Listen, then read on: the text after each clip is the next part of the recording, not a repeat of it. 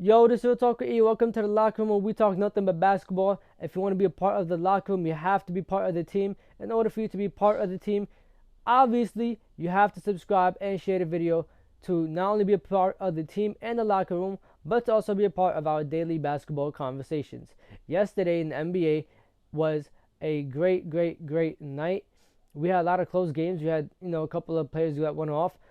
It wasn't too many blowouts. I mean, for the most part, even the games that were blowouts, it was like, still a close game for majority of it, or at least in the first half. It looked, kind of compy. But let's go ahead and get started with our first basketball game of the night. We had the Lakers and the Magic. Now, this game was a decent game, but in my opinion, I was just worried about can the Lakers hold the lead and win the game, which obviously they did. And we got to the first quarter, beginning of the game. The Lakers are going back and forth to the Magic. Lakers take a lead.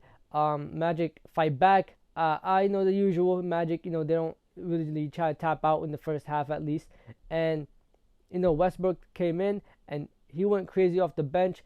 He ended the game with a triple double. LeBron had like 20 something points. I think almost 30, probably 29, 27, something around there. And in the second quarter, honestly, I think that's where the Lakers really, started to win the game. Second and third quarter, really all they did was start knocking down their threes. LeBron James get into the basket, and Westbrook even hit a couple of threes, and he made great passes. He ended the game, like I said, with a triple double. I forget the exact amount of numbers, but it was a crazy night for them. And the end of the half, they're up by 6, I think. And the only thing that was going through my mind is, can they hold this lead?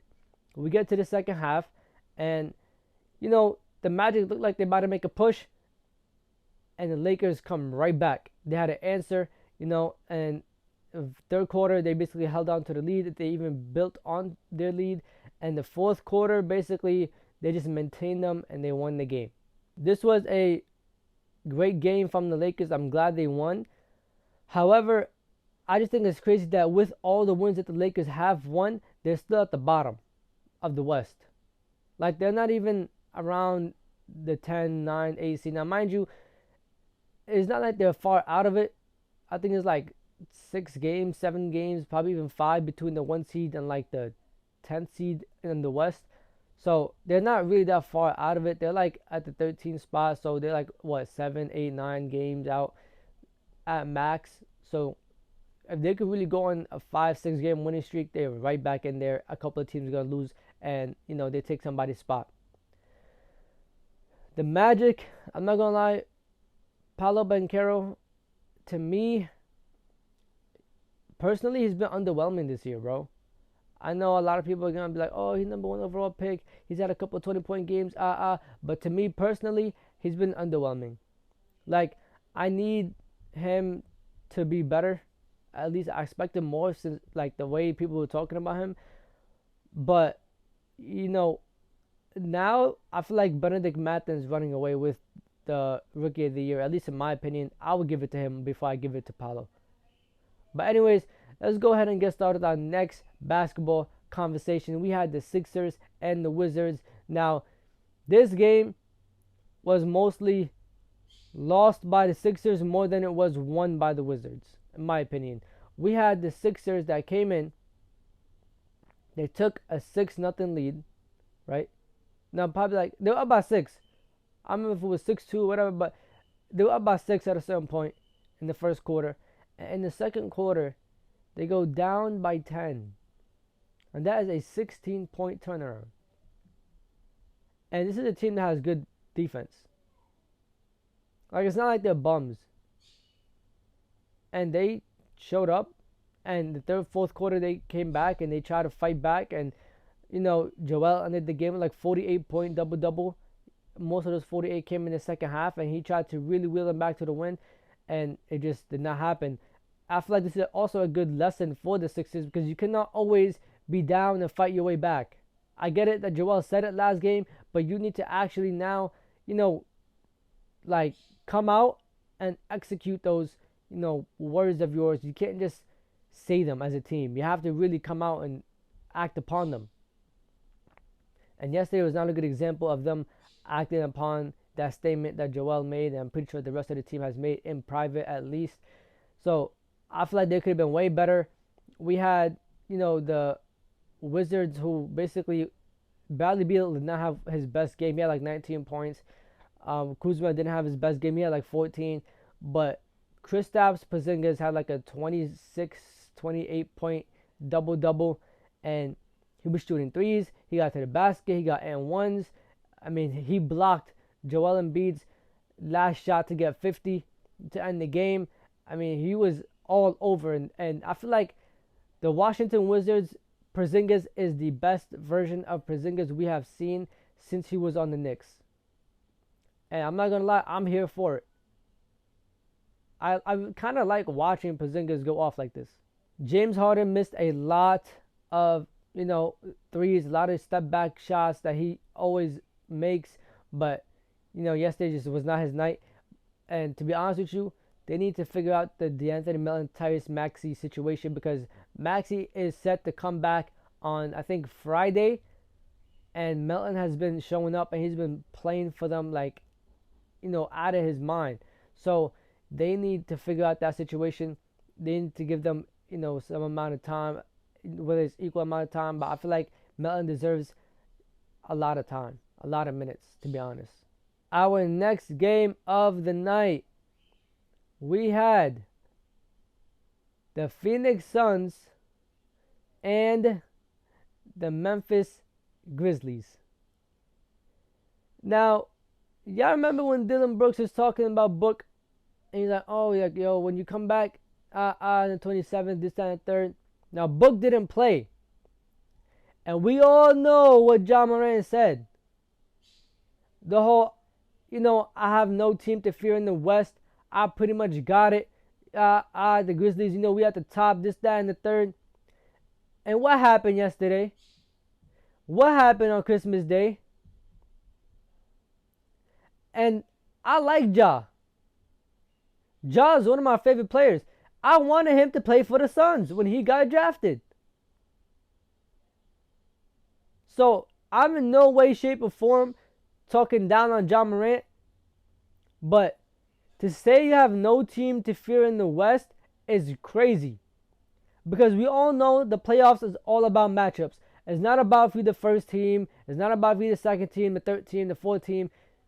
I mean, kind of, because, like, home court advantage definitely matters. But at the same time, you cannot just be like, oh, I have nobody to fear, as if, like, you don't got somebody to stick in front of you. You don't got, the Warriors defense, the Mikal Bridges jail, even the Nuggets offense. Can you guard that? Now, can you go up with the Pelicans, who got Zion, who got Brandon Ingram, who got CJ? That's a good, defensive team. That's a good scoring team. Like, offensively, defensively, they're pretty much good. They have all the personnel. I don't know if they're top 5 in both, but I know they have all the personnel that, they could be. So how can you say that you have nobody to fear when 2 of your starters average like 5 fouls a game? And one of them averages a tech like every 3 games.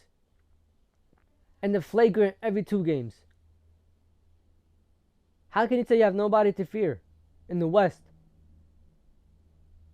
I know that you guys just beat the Bucks by 40-something points, but the Bucks would smoke ya.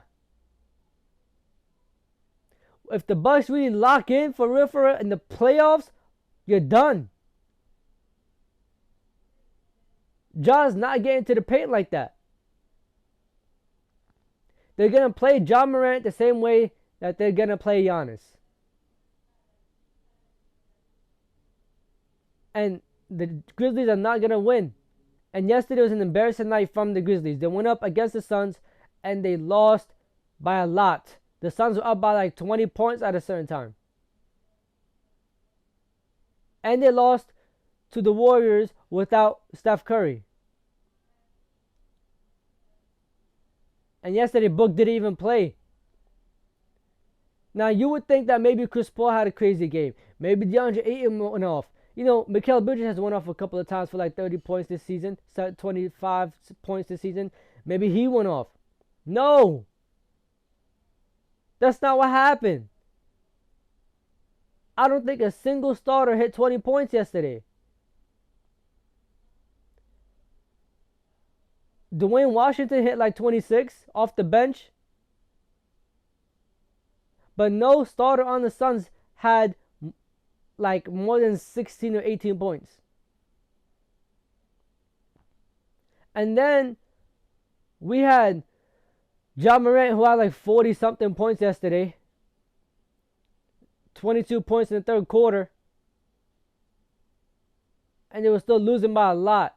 And to be honest, some of it was the Suns' defense and Suns', intensity and physicality. But some of it was also the Grizzlies in their own head and, shots being missed.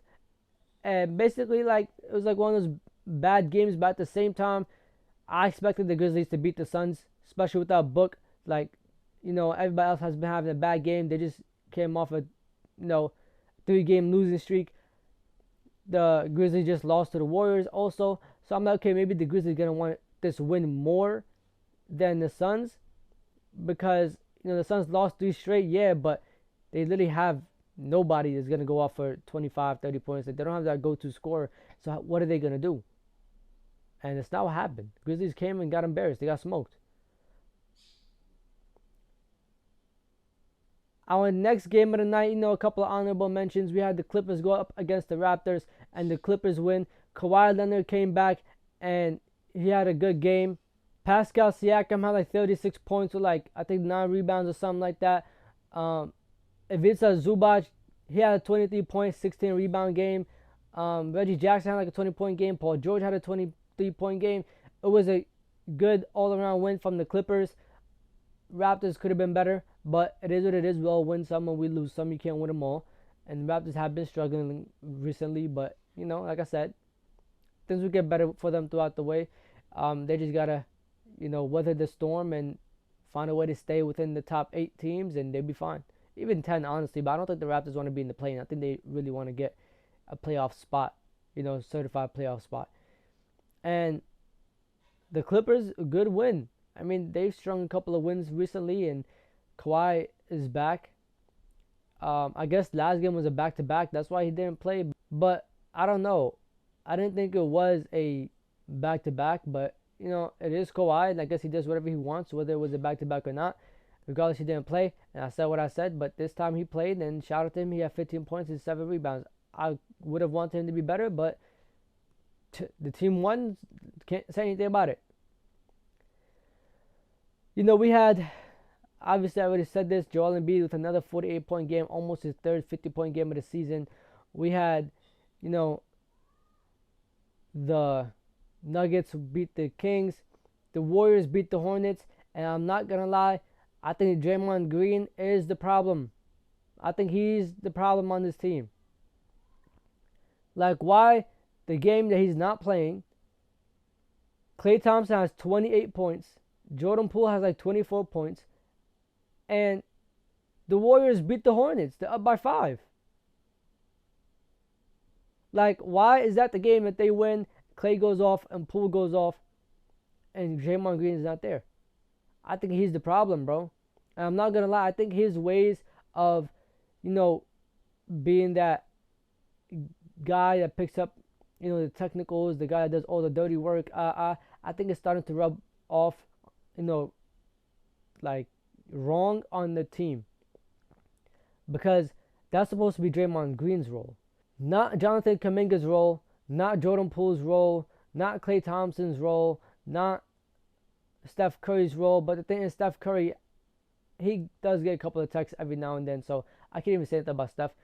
But everybody else is not their role. Like, why has Klay picked up like 2 or 3 texts this year? He was not like this before. Why has Jordan Poole picked up like almost 6, 7? No, I think he actually literally picked up like 8 texts this year. Maybe even 9 yesterday. But definitely 8. He's halfway to suspension. Even Jonathan Kuminga, every time he plays, I feel like I see him pick up like one or two texts. Like, that's not your role. Leave that up to Draymond. Your role is to score, to play hard, set screens, run around, all that yelling back and forth with players, with refs, all that other stuff. That's for Draymond Green. Leave that up to him. Because he's not scoring. Ya are. So he does the dirty work. Ya don't. I mean, I could do something like, dive for the 50-50 balls, do all the little stuff that matter on the court. But all that yelling and all that extra stuff, leave that up to Draymond. Our next game and our final game of the night, we had the New York Knicks go up against the Dallas Mavericks. And oh my God, what a game this was. Julius Randle had like a 29-point double-double with like 17 boards, 18 boards, something like that. Quentin Grimes had like a 32-point game. Emmanuel quickly had a double-double game with like 15 assists, something like that. Like, the Knicks showed up yesterday, and they played hard without Jalen Brunson. And, they're up by 13 in the fourth quarter. I don't know how many seconds or how much time was left on the clock, but they're up by 13. And Luka Doncic, who already have 47 points, like 18 boards, I think, or 20, and he had like 9 assists,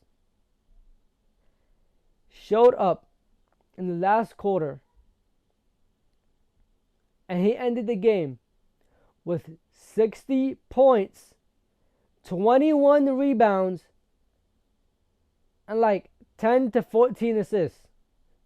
And I know that's a big margin, but it was something around there. A 60-point triple-double and a crazy comeback. He tied the game, and the Mavs won it in overtime. This was the best game of the night. Players from each side went off. Spencer Dinwiddie also complimented Luka's 60-point triple-double with 25 points. That is honestly still crazy to say that he had a 60-point triple-double. Like, do you understand that? That's like probably the best game we've seen in a long time. I mean, I didn't watch Wilt Chamberlain drop 100 points, and most people in the world didn't. But this is like some Kobe Bryant 81-point game type like play. A 60-point triple-double, comes back, ties the game, goes to overtime, and wins it. Now, if that's not insane, I don't know what is. And this is the same man who said that playing the NBA, getting 30 points in the NBA is way easier than playing in the EuroLeague and getting 30 points there. And everybody looked at him like he was crazy. And everybody was like, oh my God, look at him. Like, he's not making any sense. He's being cocky. And what did he do? Backed it up. 30-point games, 40-point games, multiple triple-doubles. Now a 60-point triple-double. I don't know, bro. I'm like literally lost for words, but it's time for you guys. Let me know what you think down below. Like, comment, subscribe, and share. It's enough of me rambling. It's time to leave the locker room. This is Real Talk with E. I'm going to catch ya. Safety.